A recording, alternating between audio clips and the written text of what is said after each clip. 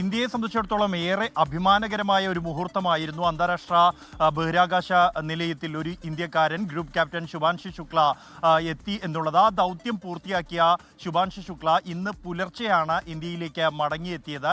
കഴിഞ്ഞ ഒരു വർഷത്തോളമായി അദ്ദേഹം US-ലായിരുന്നു. ഈ ദൗത്യത്തിൻ്റെ പരിശീലനവും തിരികെ എത്തിയ ശേഷമുള്ള വിശ്രമം ഉൾപ്പെടെയുള്ള കാര്യങ്ങൾക്കായി അദ്ദേഹം US-ൽ തന്നെ തുടരുകയായിരുന്നു. ഇന്ന് പുലർച്ചെ ഡൽഹി വിമാനത്താവളത്തിൽ ഇറങ്ങിയ ശുഭാൻഷു ശുക്ലയെ പ്രധാനമന്ത്രിയുടെ ഓഫീസിന്റെ ചുമതലയുള്ള കേന്ദ്രമന്ത്രി ജിതേന്ദ്ര സിംഗ്, ഒപ്പം തന്നെ ഡൽഹി മുഖ്യമന്ത്രി രേഖ ഗുപ്ത, കൂടാതെ ISRO chairman doctor V Narayanan തുടങ്ങിയവർ ഉജ്ജ്വല സ്വീകരണം തന്നെ നൽകി. അദ്ദേഹത്തിൻ്റെ കുടുംബവും അദ്ദേഹത്തെ സ്വീകരിക്കാൻ വിമാനത്താവളത്തിൽ എത്തിയിരുന്നു. ഇന്ന് അദ്ദേഹം ഡൽഹിയിൽ തന്നെ തുടരും.